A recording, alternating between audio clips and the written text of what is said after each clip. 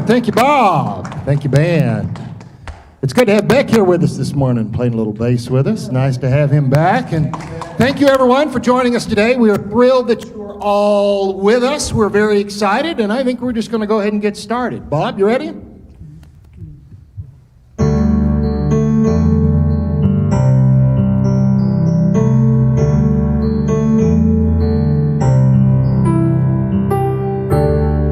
Lord of all creation,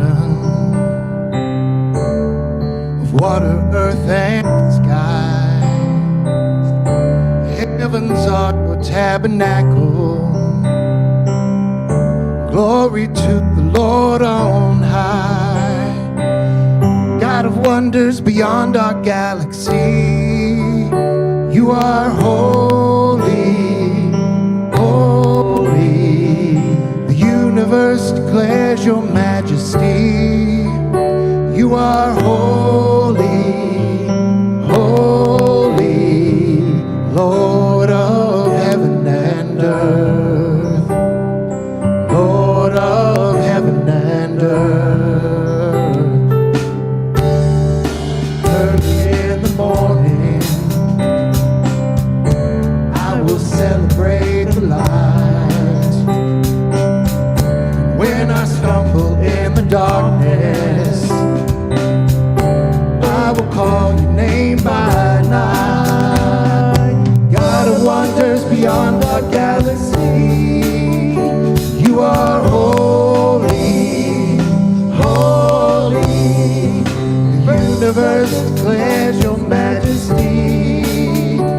You are holy, holy, Lord of heaven and earth, Lord of heaven and earth.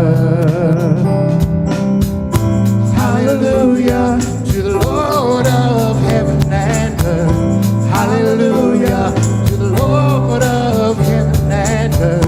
Hallelujah to the Lord of heaven and earth.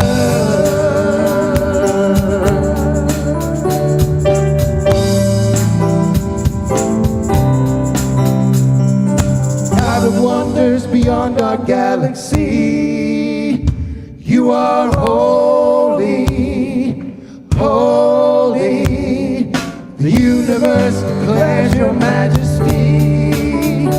You are holy, holy, holy, holy. All right. All right. Fantastic. Thank you, guys. And good morning to everyone again. Good morning, good morning.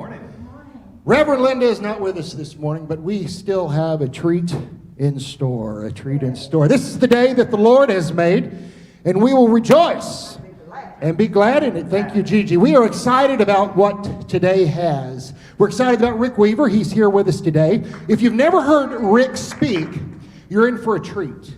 He has a way of taking scripture and ideas and content and making it fit and very accessible, so I'm very excited about that. If you've been following with us over the past few weeks, we just finished a great series with Reverend Linda, Hell in the Hallway, Light in the Door. And it's been a great series, and if you've missed any part of that, you can go back to our website and see any part of that right there. You can click any one of those series and check that out. I'm even more excited about the new series that we have coming up starting next week. Wisdom Jesus is what it's called. Wisdom Jesus. Now, while Amber was putting together the media and some of the stuff for this series, I was able to listen in the author as she talked, Cynthia Bajol. I think I said that correctly. Bajol. You have to do your mouth like that.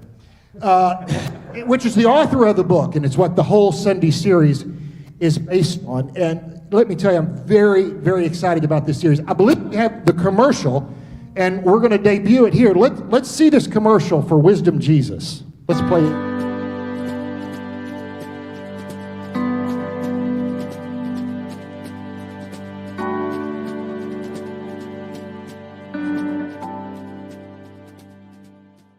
My own quest has been to discover why it is that a religion that had at its heart one of the most inclusive and loving masters we've ever seen in the world had tended to express itself in so many forms that are rigid and judgmental and exclusive.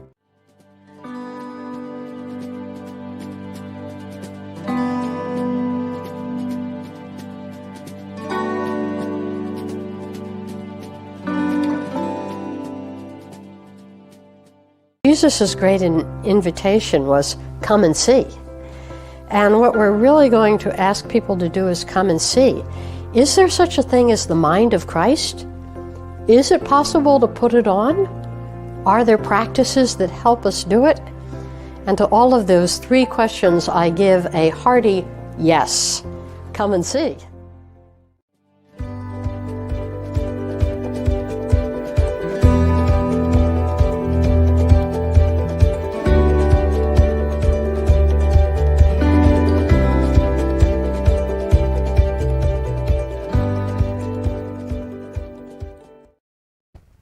All right, we're excited about that series, and we hope to see each and every one of you here all through that next week. Why don't we go ahead and pray? God, we are so unbelievably blessed. We thank you for your ever-prevailing presence that brings joy and it brings peace, a presence that satisfies like nothing else can quench. We ask that you would open our eyes and our minds and our spirit today for what you have for us. That today's message will be a starting place for seeing and knowing, not just with our heads, but within our hearts. We ask that you tune our hearts and let us find joy in the process rather than the conclusion. Truth in the experience rather than the dogma, a personal relationship with you, not just an idea of you. Through Christ we pray. Amen. All right, and I believe now we are going to go to Sharon Crowder with Director of the Day. Good morning. It sounds like a lot of exciting and wonderful stuff coming up. Thank you so much for sharing that with us, Jeff. I'm here to talk about our mission and the Center of Unity's mission, which was agreed upon by the community a couple of years ago, is we inspire spiritual growth through prayer, education, and sacred service. We also have a vision. Centered in God, we envision a world free of judgment and filled with love. Our core values, and we have 5, are spirit-led, service, inclusive, joy, and prosperous. And this morning I'm going to be talking a little bit more about prosperous. The definition, as we defined it as a group, this church receives and accepts abundance in all forms, including friendship, financial good, and prosperity. I've seen a lot of those things in the last several weeks. We just finished the Caring Circle on the series Hell in the Hallway, and it was really cool to see how many people formed friendships and deeper connections than they had. So today, focusing a little bit on prosperous, I love the image that comes to my mind whenever I call up the word prosperous. Immediately, I see this big cornucopia, and it's just filled to overflowing with the fruits of our labors. There's all kinds of harvest fruits, pumpkins and nuts and squash and apples and corn and gourds, and they spill out of the cornucopia as our efforts culminate in all that is needed. Abundance is ours, and all our needs are met. The word prosper in Hebrew means to push forward, to pass through, to get on. It contains the idea that efforts thrive and success comes in our endeavors. As a spiritual community, we believe and manifest prosperity in the development of our spiritual lives, in the fellowship of our community, through the love and support we provide one another, and through seeking the right use of our gifts and talents in both our community and our lives, through sacred service and in health of every sort.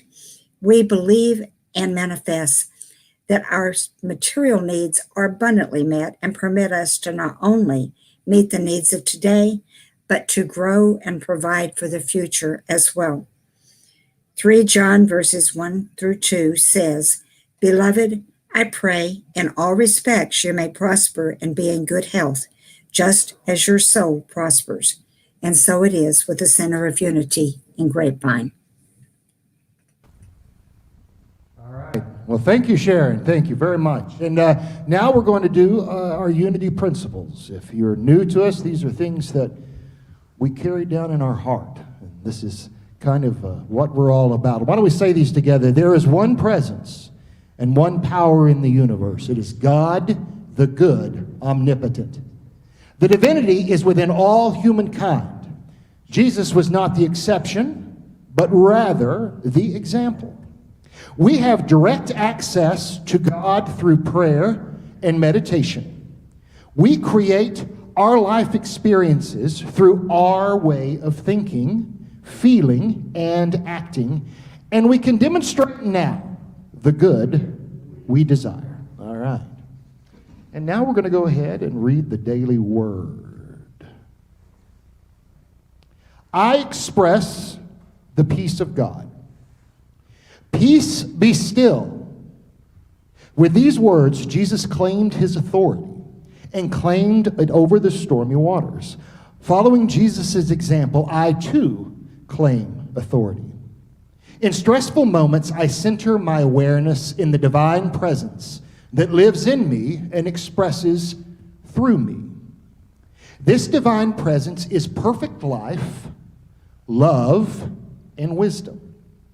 It is peace that nothing or no one can disturb, no matter what may be happening around me. At the center of my being, there is always peace. It is an aspect of my divine inheritance, as near as my next thought. I release all fear and tension and embrace the peace of God. And as I do, divine peace radiates from the center of my being. It clarifies my thoughts. It calms my emotions, and it relaxes my body. In every situation, I am the presence of peace. Those of steadfast mind, you keep in peace because they trust in you. Isaiah 26. And now I believe we have, if I'm looking, Gigi. Yes, it is Gigi. Come on up, Gigi.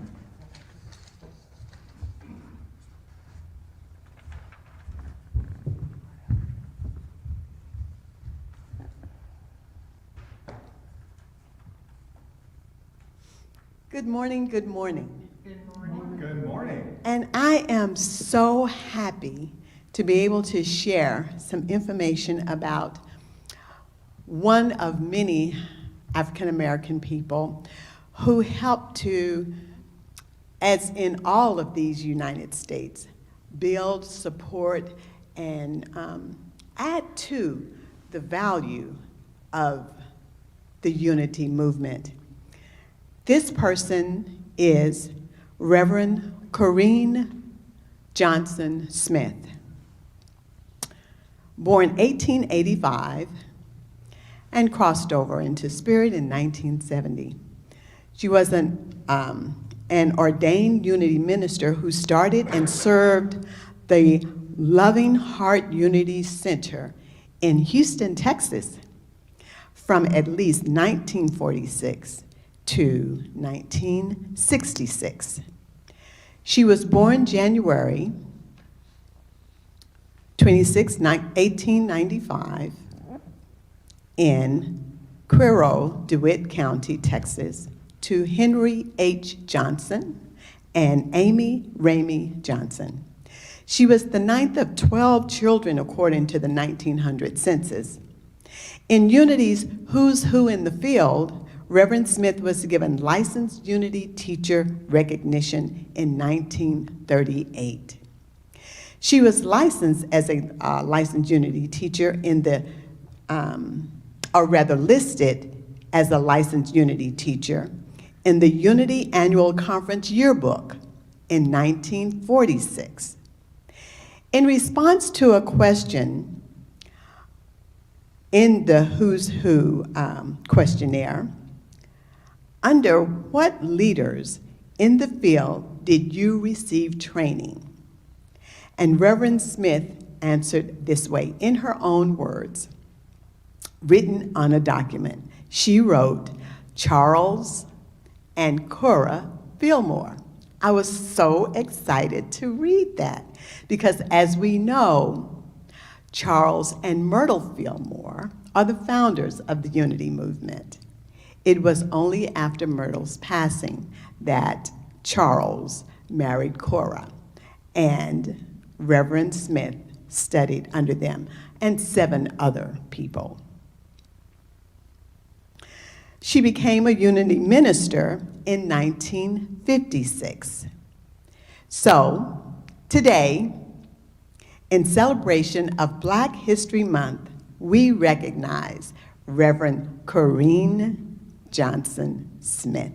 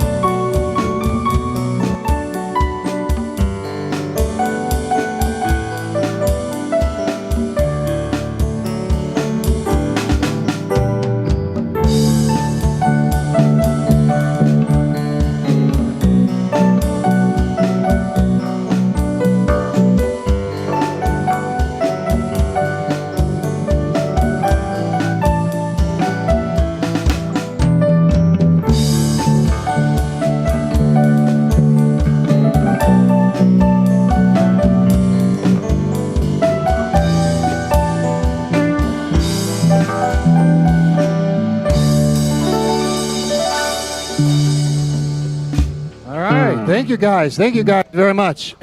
All right, ladies and gentlemen, without further ado, could you all give me a little help here? And you at home, you're going to have to clap really loud. But we want to just welcome Rick Weaver. Come on up, Rick, and I'm going to straighten this rug so you don't fall. There you go. All right. Thank you.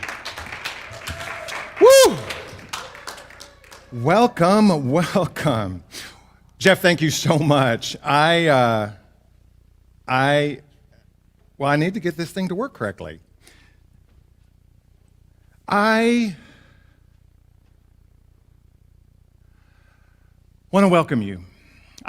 First I want to say to Bob and crew, thank you for that beautiful music. You do such a great job. Thank you so much. You add so much to our service. Thank you, thank you, thank you. I want to say good morning and to everyone that's here today, whether you are a first-time visitor at Center of Unity or whether you are a longtime family member. I'm so glad that you joined us here this morning to share as we live stream the love of God out into the universe. What a blessing that we get to do this. I also want to say thank you to Reverend Linda and to the staff here at Center of Unity for inviting me to come and spend some time with you this morning. It is my blessing. I want to start off by asking you a question. In your spiritual journey, have you ever experienced what has been most commonly referred to as ebb and flows of your spiritual practices? Have you ever gone through moments on your journey that you felt you were totally connected to the divine and then experienced moments where you were like completely disconnected? I mean, have you ever experienced that, right? I want to talk this morning about the idea of spiritual plateaus. In my spiritual journey, I've experienced what I've perceived to be places along that journey where I was completely in tune with divine mind. And as well, I've experienced places that could only be described as bat crap crazy. Anyone relate? Right? Okay, I can't see y'all at home, but I see heads shaking, right? I know it's true. In researching this topic a little bit, I ran across a gentleman by the name of Ray Pritchard, who is the president of Keep Believing Ministries. That includes a national preaching ministry, a spiritual outreach to China, and some other goodwill efforts. He was once invited to speak on the theme of living on a spiritual plateau. And the pastors and elders who had invited him, had extended the invitation, asked him to address the following 3 topics. 1, why does God allow us to plateau in our spiritual life? 2, how does he use this to our benefit and to his glory? And 3, how does he get us out and off of said plateau, right? Pritchard found the invitation intriguing and also a bit confusing because no matter where he looked, he couldn't find anything in the Bible, nothing on the subject of spiritual plateaus. As far as he could determine, the word plateau is never applied in the Bible to anything other than a literal geological formation. And beyond that, he had some trouble in defining the term, even though he thought he knew what the elders had meant by it.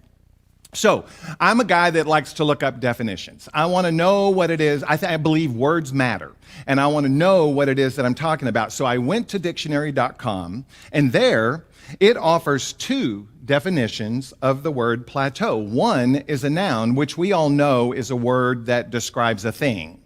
And the other was a verb, which we all know is a word used to describe an action. So it stands then that a plateau is both a thing and an action. The noun definition is an area of relatively level high ground. And the verb definition is a state of little or no change following a period of activity or progress. Like, I reach a plateau and then I chill out a bit, right? So, noun versus verb. I'd like to suggest to you this morning that most people think of a plateau as more of just a thing than an action. Now, sure, there is action to get to said plateau, but we generally think of a plateau as a place, a destination, an arrival. But I'd like to unpack that just a little bit. In the year 2000, I was living in Nashville, Tennessee, and I found myself in a really bad place in my life. I'd allowed myself to get involved in an incredibly dysfunctional and codependent relationship. It was one of those, I walked into the room, saw him sitting across the room, our eyes locked kind of things, right? And we were off to the races. Now, I hear laughter here, and I don't know about at home, so there must be some identification there. It was a moment in my life where my selfishness and self-centeredness was in full force, and the maintenance of my spiritual condition was nowhere to be found. I mean, it was there somewhere, but it certainly wasn't the first thing that I thought of each morning when I woke up. During that period of time, I began to understand that there's a difference between pain and suffering. I'm one of those people that believes that pain is inevitable. We all have it. There's no one's immune. We all have pain. We're all going to experience it. But I believe suffering is optional. It's a choice. Often a choice to play the victim. Now, in this situation, I chose, unconsciously I might add, to play the victim, and suffering was a daily occurrence in my life, and this is how bad it got. I remember laying in the middle of my living room floor on multiple occasions, huddled up in a fetal position, hysterically crying. And I would get on the phone to my spiritual advisor at the time, and I would scream into the phone, I thought I was more spiritual than this. And he would say to me, and I'll never forget what he said to me. He said in a very calm voice as I was screaming in the phone to him, and I really did do that. He said, you are, Rick. What you're experiencing right now are what I like to call spiritual plateaus. You're just going from one plateau to the next in your spiritual journey. He went on to explain that each and every day we all let our life experiences propel us in one way or the other. Either we choose to shut down and drown out the noise because we just can't deal with it, or we take an action to help get us through the pain. Now, during that hideous experience, I chose to shut down and play the victim. And I remember saying things like, why is this world treating me this way? And doesn't God want me to be happy? Blah, blah, blah. Blah. I mean, that's where I was. That's where my little selfishness was at that time. My spiritual advisor also shared with me that as we find ourselves going from one spiritual plateau to the next, there is this space right here. There's the spiritual plateau, spiritual plateau, spiritual plateau. There's this space right here, this space of time. Sometimes we like to call it transition. We like to call it transformation. But it's that time where we're going to go through something to get us from one point to the next. For some, for the more enlightened of us, it's a fairly easy process to get from one level to the next. But for others, there's an enormous amount of pain and sometimes suffering that's attached to it as we go from one plateau to the next. Rebellion dogs our every step. Oftentimes we let that rebellion just shut us down. Recently, a friend of mine, Kelly Sanford, shared on her Facebook timeline a video of her pastor, Josh Howerton, at Lake Point Church. She shared something that hit me like a ton of bricks. He was talking about this idea of not getting trapped in the past. And I thought it was so powerful that I actually wanted to share a piece of it with you today. Pastor Howerton said this: being offended is inevitable. Living offended is a choice. Being offended in this world is absolutely inevitable, but holding on to your hurts, that's a choice. God has a plan for you and for your future, but bitterness will freeze you in the past. Bitterness freezes us in the past. So here's how your soul works. With hurt, here's how it works. If we don't get it out in forgiveness, we will act it out in bitterness. Think about that. If we don't get it out in forgiveness, we will act it out in bitterness. Until we forgive, it's a spiritual law. Until we forgive, we get frozen in time and spend the rest of our lives reacting to something or to someone that happened long ago. Pastor Howerton went on to say, and I love this, there's always an opportunity for offense and an equal opportunity to fall into that trap. Then he asked this question. He said, why do I use the word trap? In Luke 17:1, there was a time where Jesus was teaching his disciples how to follow him and have their hearts transformed. We know about that story. Here's what Jesus said about this trap that comes up in our lives. Jesus said this: it's impossible that no offenses shall come. Seriously, Jesus? I mean, really? That's what you got for me? That was my response when I first heard that. It's like, come on, dude, seriously, I need better than that. But what I found is that those words were profound in their content because they helped set me up for truth.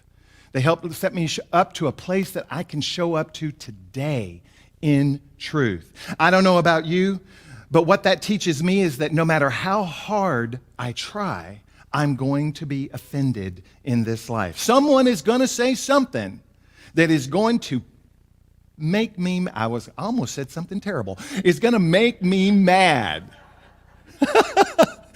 But my goal in that moment, my goal is to not let my little self, my pride and my ego take over, right?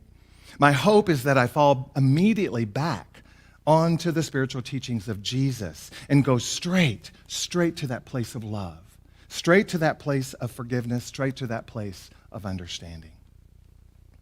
Last month in her series, Hell in the Hallway, Light at the Door, Reverend Linda talked to us about forgiveness and what it takes to embody that in our lives today. One morning she said in her meditation, I love this, to forgive is to give understanding for. Think about that. To forgive is to give understanding for. I'd never thought about it that way. And she broke it down like that, and I was like, boom, mind blown. And what I learned in that moment was that for me to forgive, I need to be willing to let go and surrender any preconceived notions I may have about someone or something so that I can be open to understanding them or it in a different way. It's not always easy for me. I wish it were. I also loved how Reverend Linda reminded us of what Reverend Ellen Davenport often shares, quote, reveal what needs to be revealed and heal what needs to be healed. I need God to show me in very plain and simple terms what I need to learn today to express his love right here, right now. One of the best ways to do that is to use the prayer that Reverend Ellen also uses. God, lead me where you need me and speak to me in ways that I cannot possibly misunderstand. I will never forget the very first time I ever heard that prayer. I think Dottie Gandy had come to share here at Center of Unity, and I was out in the congregation, and I was like, dude, seriously, write that down. That was powerful stuff. Why? Because it's simple. It is simple. I kind of equate it to like spiritual calculus for dummies. In his newest book, Let Us Dream, The Path to a Better Future, Pope Francis said this. He points out that we all need both personal liberation and liberation from unjust and harmful systems. Unfortunately, many people have been taught that salvation is merely an individual escape plan for the next world, right? That's what many people have been taught, which has not produced many liberated people or liberated healthy systems. Pope Francis goes on to write this, in every personal COVID, so to speak, every stoppage, what is revealed is what needs to change.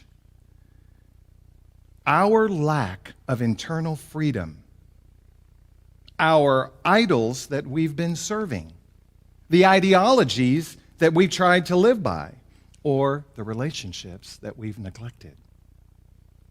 Francis goes on to say, we all think we are freely and consciously making our own choices when, in my experience, most people live most of their lives unconsciously. Before transformation, we are basically sleepwalking, going through the motions on the surface of life, which is basically sleepwalking. And that's why he says or reminds us that spiritual teachers like Jesus and Buddha tell us to wake up. Just wake up. It's that simple, right? When our ego or our small self is in charge, we are not free. We are being ordered about by our preferences, by our likes, by our dislikes. Let me ask you a question. Is it really liberating? Think about this. Ask yourself this question. Is it really liberating to believe that the world revolves around us and that we must hold it all together? There's no liberation in that at all on any level. As we engage in contemplative prayer and allow God to transform us through great love and great pain, we are reminded of our inherent connectedness. We are liberated from thinking of ourselves as somehow separate from everyone and everything else, including God. Here at Center of Unity, and Sharon, thank you for sharing your reading this morning and reminding us that here at Center of Unity, our fallback is free of judgment, full of love. But even with that being what we build our spiritual community on, even we have found ourselves at times losing sight of the love that Jesus taught us. I can't speak for anyone else, but I can tell you that I know that there have been times recently where I didn't act or speak in a manner that exemplified those teachings. I'm a work in progress. Thank God for teachable moments. I still have work to do. I'm grateful that the grace of God is not something that I have to earn. It's a gift that is freely given to me. And I can let that grace cover me, guide me, and know that it will forever sustain me. My only job today is to become aware of how I'm living my life in response to that grace. What am I doing to show up to that grace, that gift that has been given to me? Am I releasing, surrendering, and forgiving? Or during that transition period between one spiritual plateau and the next? Or am I holding on to, retaining, and bitter? Great question. That kind of personal inventory always takes me to the next level. I love when I take the opportunity to do that. My choice today is when I'm offended, or when I'm hurt, when I'm confused, my choice is to surrender those things directly to God.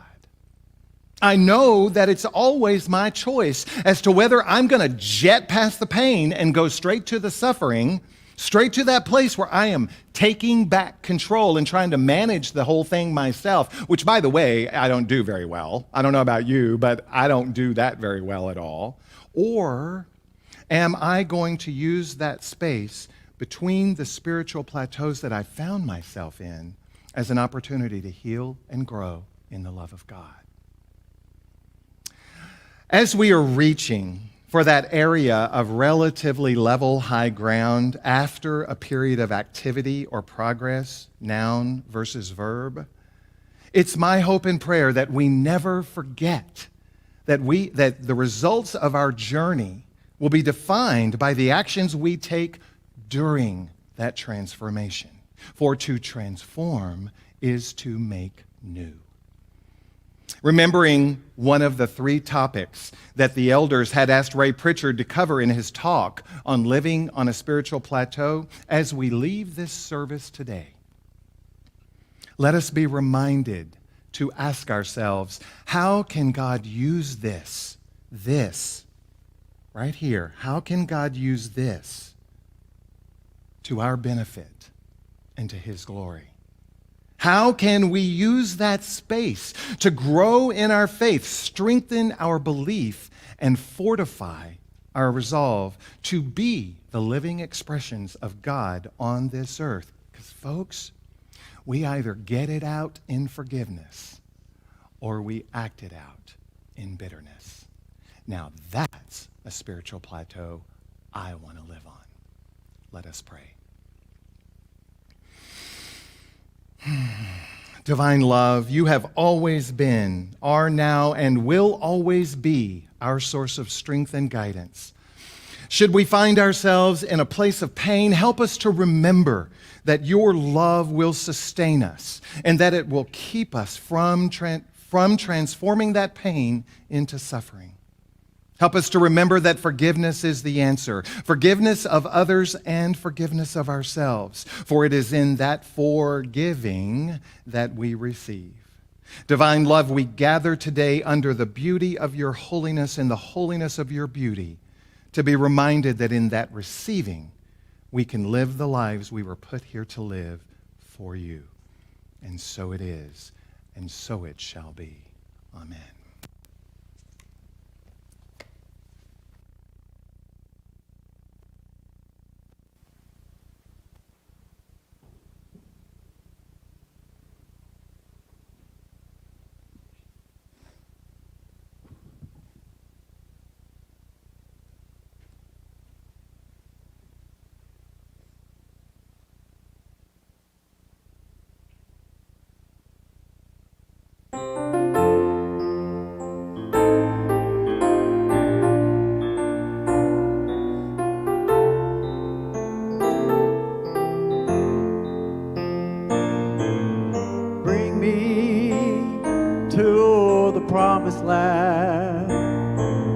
lead me to the light.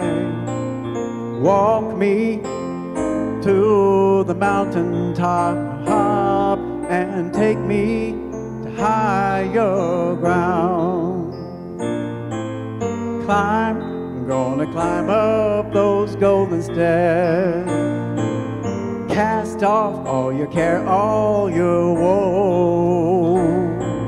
Show me a better way, hey, and take me to higher ground. Stand tall when you're all alone. Lift your head high. Set your eyes on that mountain top. Walk on to higher ground. Walk on to higher ground. I'm gonna walk to that higher ground. Climb those golden stairs to the light. Lead me and bring me home to the promised land, and take me to higher ground. Standing tall when you're all alone. Fly away, fly and keep your eye on that mountain in the sky, and take me to higher ground. Take me to higher ground. Walk me now to the mountain and the sky, and take me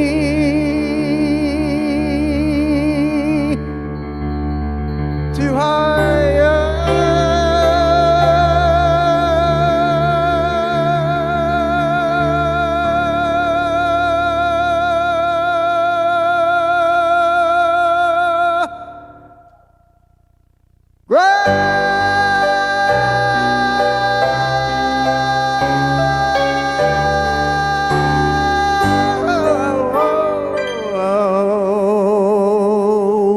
Yeah.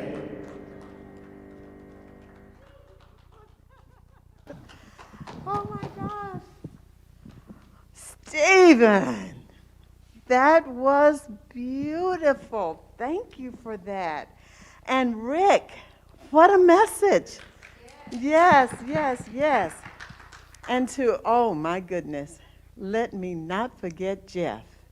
Jeff, you have been a busy bee all morning. Thank you for all you do. Bob, as usual, thank you. So here we are. Now, we're going to take a moment to simply go within.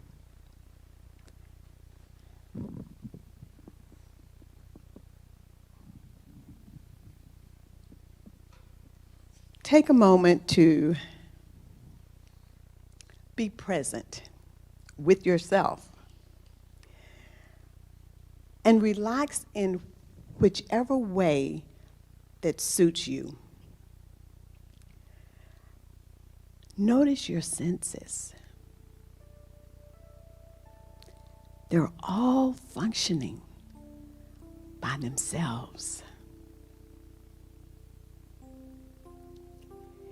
If your mind wanders in this moment, simply breathe and notice your breath, breathing your body.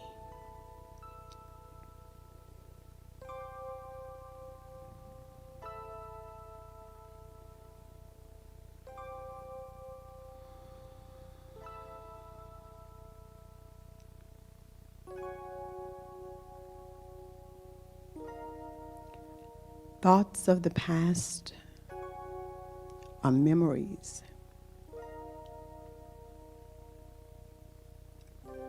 Those in the future are imagined, unreal, and therefore unstable. Simply be here now.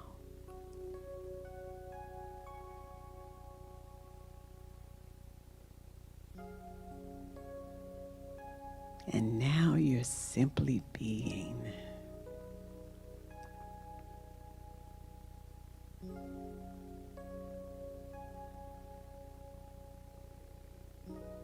Right now,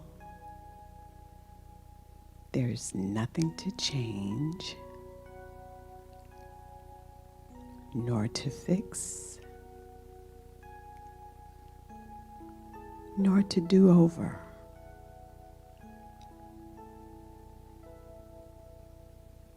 Give your full attention to this moment.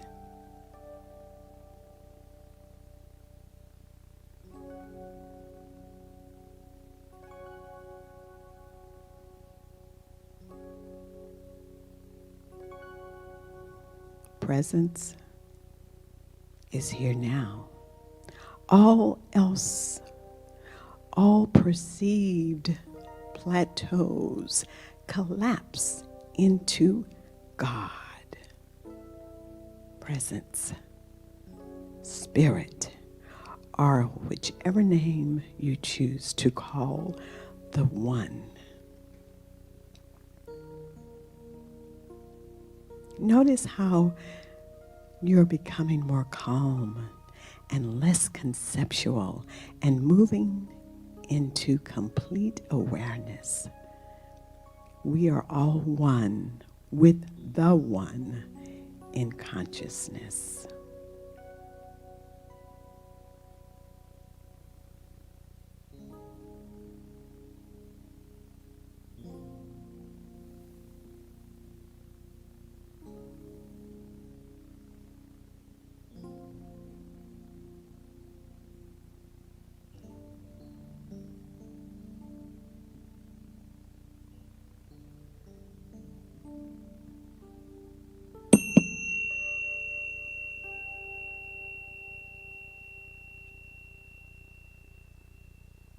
And when you're ready, open your eyes.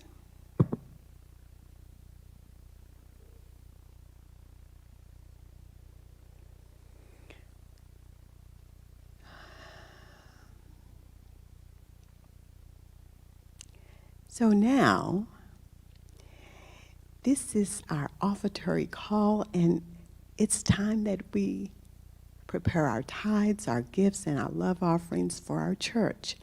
So please remember that this is the first Sunday of the month, and we also encourage you to give to the reserve fund. Now, as you hold your gift in your heart and mind, join me in this offertory blessing. Divine love, as me, blesses and multiplies all that I give, all that I receive, and all that I am.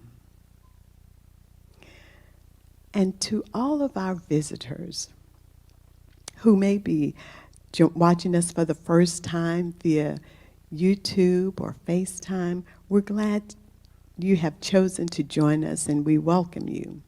And we invite you to visit our website. It is www.centerofunity.org and fill out the Connect card. And we always want to appreciate those in our spiritual community. And today, we want to appreciate our care team. We remember and appreciate them who they're such an important part of our church's ministry. Care team members are there for us in times of joy, as well as when we have challenges. So, to our care team, we love you. We bless you. We truly appreciate you, and we behold the Christ in you. Namaste.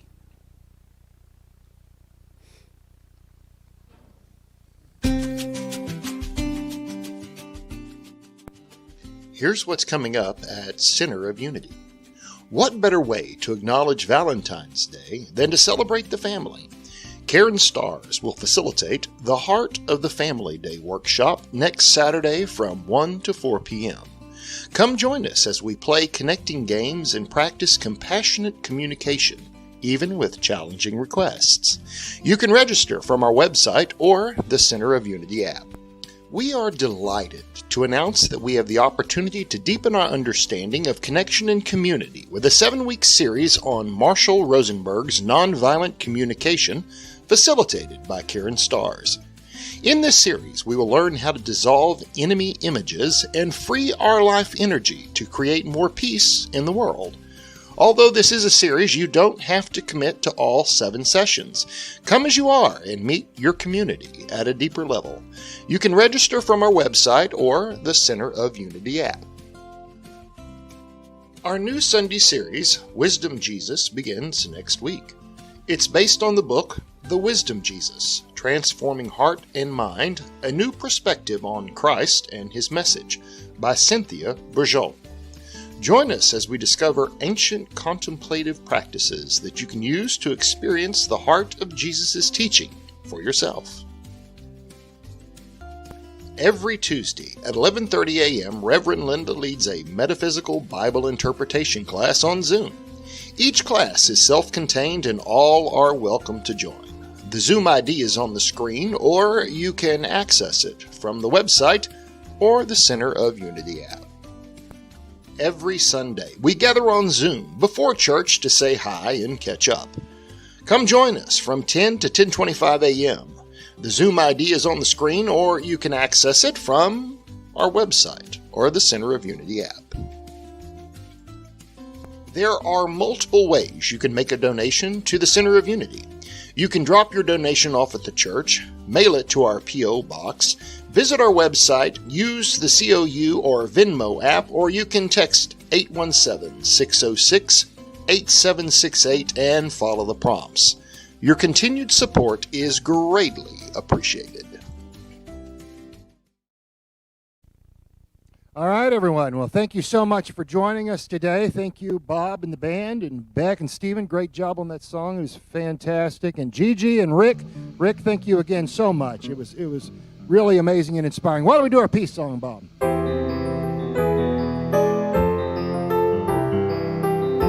Stand at home. Here we go. Let there be peace on earth, and let it begin with me. Let there be peace on earth, the peace that was meant to be.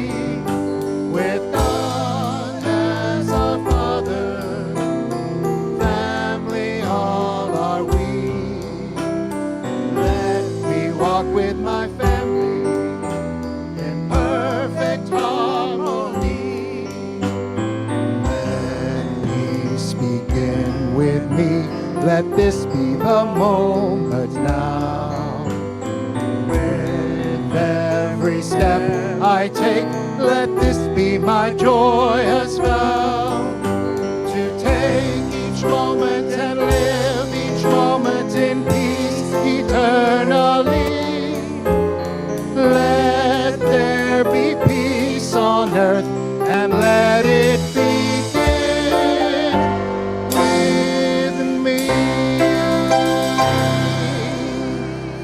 And while we're all together, let's say our prayer for protection. The light of God surrounds us. I am the light of God. The love of God enfolds us. I am the love of God. The power of God protects us. I am the power of God. The presence of God watches over us. I am the presence of God. Wherever we are, God is, and all is well. Thank you, everybody. Ready to see you next week. Wisdom of Jesus. Bye-bye.